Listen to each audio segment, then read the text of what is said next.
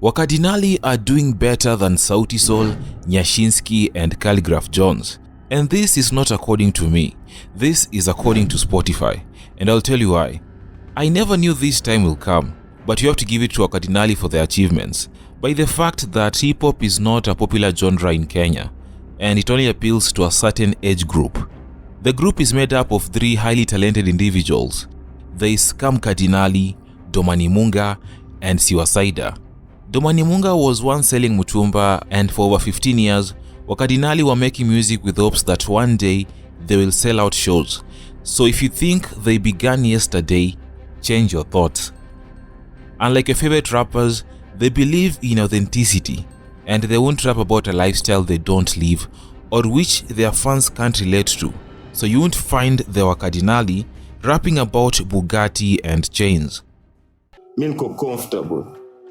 Anpata. Mimi nimse life yangu naishingi according to Kenya niko nayo na ni hivyo kama unanijua yani. Mimi ni Kenya niko mimi si msanii ndai. Unacheki, in fact kila kitu nimevaa, kila kitu niko nayo nimeenda under Kenya really niko nayo. Siwezi live kasa nyingine ati msays nini. I can't bro. I can't. It's not me. For the longest time, they were known as underground rappers, but they later changed that narrative. Wakadinali gave life to underground music in the country, and this in turn gave them huge success and a huge following. Most of their songs, however, were blacklisted by the media. No wonder they got minimal support from most radio and television stations. But they still made it, and Wakadinali even admitted that they don't give a f*** if radio or television plays their music. Kwanza si waambianga media hakuna kitu watatufanya. We are making money without them. Unajua cause tumeshazoea life ya kukosa kucheza kwa TV. Unaona, tushazoea kukosa kucheza kwa radio na tuna make do yetu bila radio, bila TV, bila whoever, I don't know who. They're the true definition of starting from the bottom, and now they are the top, selling out shows and creating trends.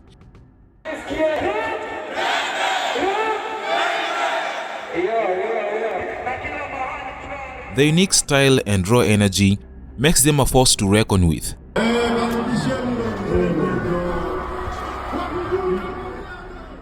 Their concert performances are quite good, except this one where they performed drunk. But we understand, ni rongrende.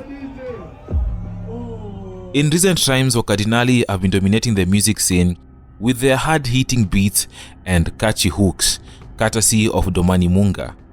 They do not identify with a single sound or a specific genre. They are versatile. Wakadinali's first album, Ndani ya Cockpit 1, was a masterpiece, and it ended up on many playlists, DJ sets and radio programs. Years later, they have several big albums, singles, collaborations and ciphers that showcase their distinct style and skillful lyrical abilities. Thanks to this song Geri Inengi that dropped in 2021, which became a massive banger and got every Kenyan shouting, Umbwa. So how did Wakadinali do it? How did they manage to rise from the streets of Umoja to becoming the biggest Kenyan hip-hop group in 2023? Let's find out. Subscribe if you enjoy this content.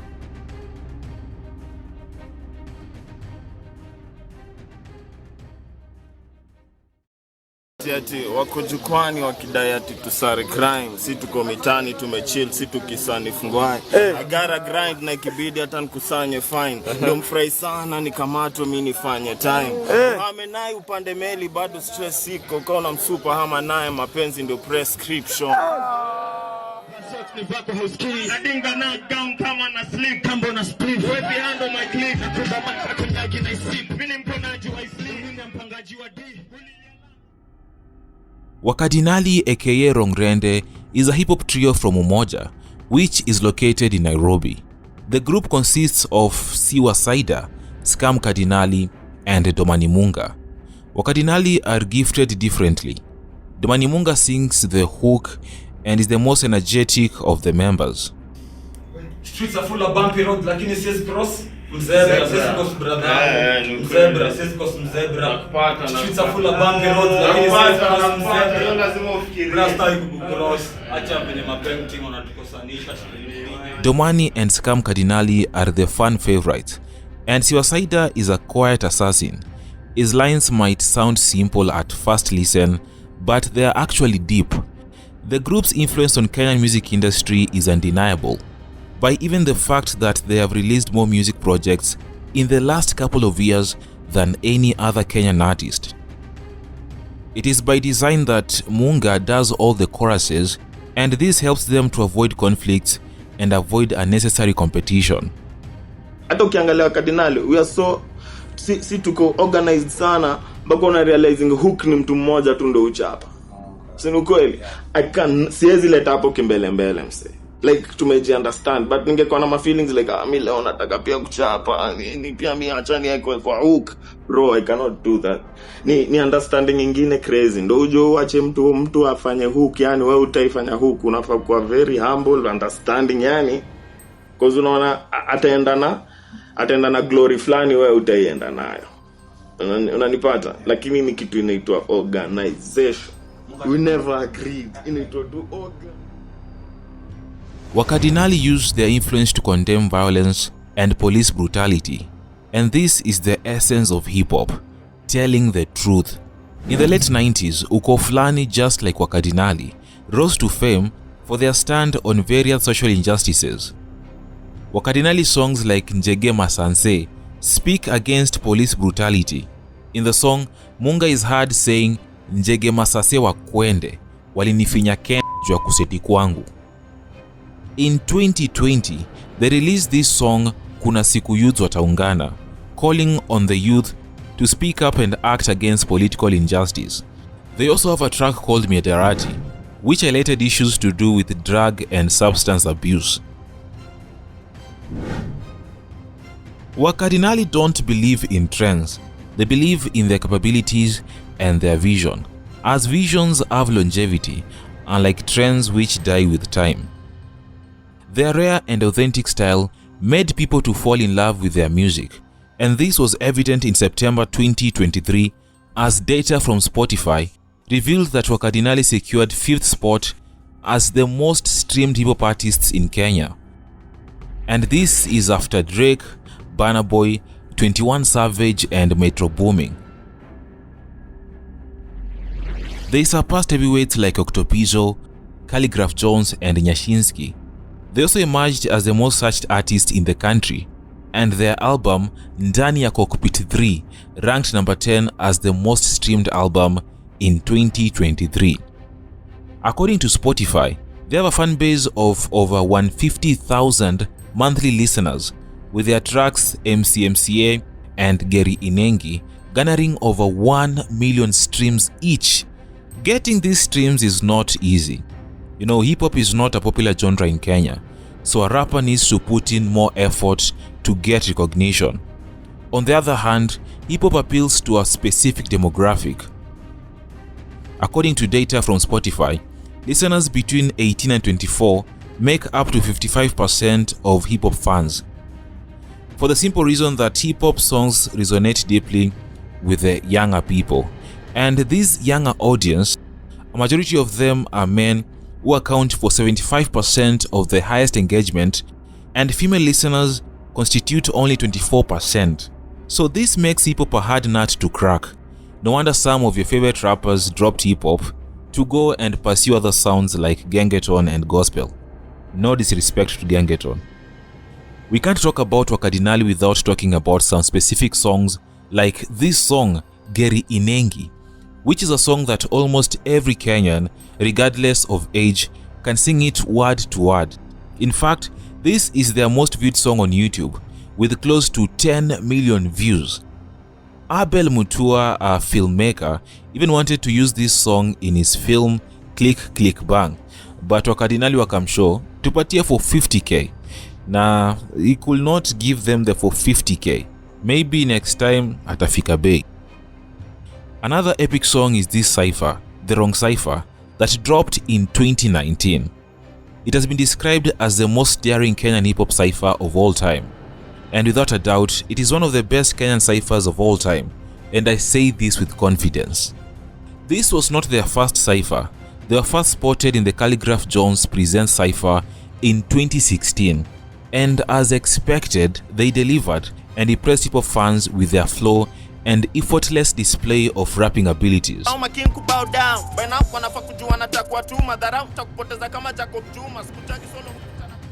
Before their fame, they were just underground rappers in the streets of Umoja, and their story began in the 2000s where 𝙏𝙝𝙬 and Domani met while in pre-unit. They became friends and they both loved hip-hop. Domani revealed he began rapping and writing in primary school. Apparently, they chose the name Wakadinali, which comes from cardinals, because they believe they will be the saints who will save hip-hop, which has actually turned out to be the truth. Tulikuanga tangu tukiwa wadogo mse, like I don't know, nikiwa bado I don't know pre-unit ama film. So sisi mimi Domani akinichokoza naenda kuambia mamake. No, that's how deep it is. Mimi nikimchokoza naenda kuambia mamangu. Sisi hatuko pamoja because of ati tulikutana tukaanza kurap. Sisi tuligrow pamoja, mimi Dosh na Slim kutoka tukiwa wadogo, yani ile design hatuna beshte mwingine. Unaona? Tumejuana hivyo, yani ni kama bro wako, hakuna siku yenye itafika useme ati huyu bro si bro wangu tena. Mimi siwezi sema Domani si. So that's the... During high school is when they met 𝙒𝙖𝙠 or Chief 𝙏𝙝𝙖𝙠 and another guy called Okenno. Many people don't know that Wakadinali was initially made up of 4 rappers, and the other member was Okenno, who left the group to do other things.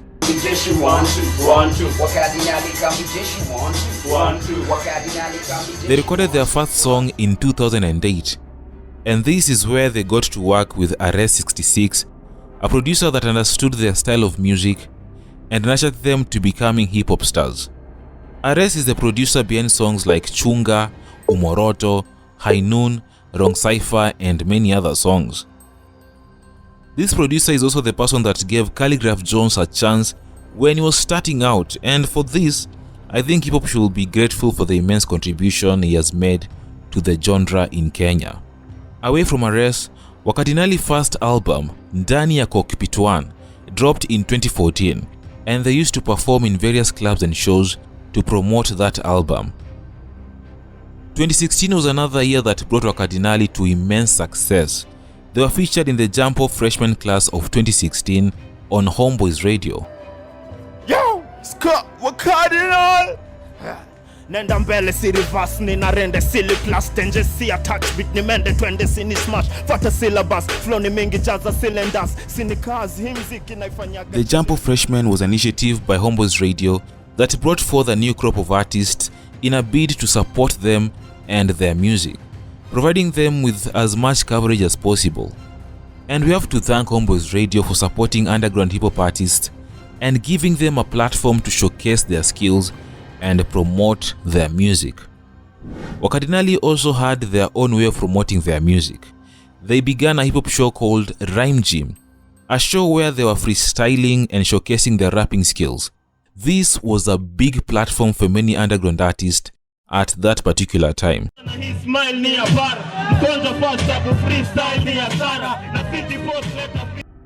Despite not having enough capital to set up these shows, they had a burning desire to change their lives and, more importantly, to push their sound to a bigger audience. The event used to happen every Sunday at the end of the month in Umoja, and the performances were pretty entertaining as it was raw and uncensored. I believe you can still watch some videos on YouTube, they're there. In 2017, they dropped their second album, Ndani ya Cockpit 2, which had 11 songs exclusive of the intro and outro. Wakadinali used a lot of trap on this album, which featured hip-hop artists like Khaligraph Jones, Diana Codes, and Timmy Blanco. This was the album that opened doors for them, and people began paying more attention to their music. In the same year, in 2019, Wakadinali won multiple awards at the Uncut Hip Hop Awards. The male artist of the year was 𝙏𝙗𝙬𝙗. Collabo of the year was Wewe Ni Nani by Steph Capella featuring 𝙏𝙗𝙬𝙗. Best rap group was Wakadinali. Lyricist of the year was 𝙏𝙝𝙖𝙠 Wakadinali was on fire. In 2019, 𝙏𝙝𝙖𝙠 dropped Kovu Freestyle Challenge, which got the hip-hop industry talking, and almost every rapper dropped his own version of Kovu. Check. Be careful who you beef with. I was only 9 when I was caught shoplifting. I had to check on my neighbors to stop snitching. Now I'm giving back to the neighbors. For a long time, the third member, 𝙏𝙗𝙖𝙠, was missing in action, and this is because he was mostly involved in shooting and editing videos for Wakadinali. 𝙏𝙗𝙖𝙠 is also Slim Visuals. I know you have seen this tag in Wakadinali videos. He will later join Wakadinali and feature in a track called Ulikuwa Wapi. Na kama unarealize Wakadinali unarealize si wa kukua. Ni nini inafanyika? Ni growth. Unanipata? Sisi ni diff mse sisi. In 2020, Wakadinali dropped the Victim of Madness album, and this time they switched to the drill sound. Some of the songs in the album include Morio Nzenza, Dilated, and Extra Pressure. A few months later, in February 2021, they dropped another album called Mtoto wa Mama, which adds songs like Ekelea Kazi and Mamae. The same year, in October, Domani Munga dropped his album Exposed, Munga's Revenge. 𝙏𝙗𝙖𝙠 also dropped his album in the same year called Wada, The Healing of a Nation, that featured artists like Virusi Mbaya, Diana Codes, and Big Yaza. A year later, 𝙏𝙗𝙖𝙠 also dropped his album Easy, which was a classic hip-hop album. Their latest album, Dania Cockpit 3, All Grown Ups, is an upgrade from their first two albums. The album has 11 songs and features various artists from Kenya. Some of the songs in the album are Chunga, Wrong Reggae, and the famous Sikutambui. They have done collaborations with several other artists, bringing their diverse sounds to a wider audience. They have done collaborations with artists such as Calligraph Jones, Abbas Kubaf, Saboy, and Wangeshi. Like for us Wakadinali, we see success. Success is what you see. It's you personal. Success is it's your satisfaction. Plus people. We cannot talk about the success of Wakadinali without talking about the evolution of hip-hop in the Kenyan space. This sound has achieved great milestones since it was introduced in Kenya. Hip-hop served as a form of entertainment and also a medium for social commentary and empowerment. It first emerged in Kenya in the 1990s, pioneered by artists like Alamashaka, K-South, and Hardstone. These pioneers faced many challenges, including lack of access to resources and exposure. In the 2000s, hip-hop went mainstream and also got commercial success. This was the time that Kenyans got to know rappers like Octopizzo, Calligraph Jones, and Camp Mula. At this time, Kenyan hip-hop was appreciated by the mainstream media. It was common to hear hip-hop on primetime radio and see artists performing on national television. Capital FM and Homeboys Radio played a pivotal role in promoting the Kenyan hip-hop sound. Homeboys Radio, the Jump of Freshmen, was a platform that brought forth a new wave of hip-hop artists like Boutros, Brida LW, Jovi Jov, and Raj. This was another platform that Kenya got to experience Wakadinali. Thanks to social media that gave Wakadinali unlimited opportunities to promote their music, enabling them to even bypass major labels and release music on their own terms. Mi mwambianga wase saa hizi usikuje kuniambia ati uchezwi. That's your joke. Wakadinali hatujaichezwa. No one plays us, man, but we do shows. Solfest, tunaitwa, tunakuwa booked, big shows. Na ni juu ya internet man, na feel internet tu yani. Siku hizi mi hiyo story ati unakanyagiwa, mi hata sitaki kusikia. I don't think ni real anymore. It's not real anymore. Talking about record labels, in 2023, 𝙏𝙗𝙖𝙠 condemned Kenyan record labels, noting that they are too judgmental and also selfish. According to 𝙏𝙗𝙖𝙠, their record labels as a nation is the only label in Kenya that deserves accolades because they don't judge an artist by their appearance and habits. So if you smoke or drink, they care less, as their agenda is to make music for you. Remember, with fame comes controversy, and Wakadinali are not an exception. Their belief in freedom of speech have landed them in trouble, especially during radio and television interviews. Wakadinali have also experienced concert attacks as a result of their lyrics. Despite their careful thought that goes into their lyrics, some people have accused them of promoting violence. However, the artists maintain that their aim is to shed light on the issues facing the community around them and to inspire positive change. They are confident that they will not be silenced or discouraged from using their platform to speak out on the issues that matter to them and their fans. Wakadinali are not perfect. Despite their friendship, they usually fight and get into wrangles, but they always find a way to work things out. Na ujue hivyo venye unatuona hivyo, si uko sana kila saa. Hatuwezi kaa hivi pamoja. Sahi in fact sahi nimeenda nikarekodi nikazitoa. Unajua nikikaa hapa sahi katanuka, you feel me? Like ni organization nyingine hata mimi naona God man mimi yani. I believe Wakadinali will be here for a long time, giving us more songs and more albums. Thank you for watching this video, because for now, unafaa kwenda nani sahi.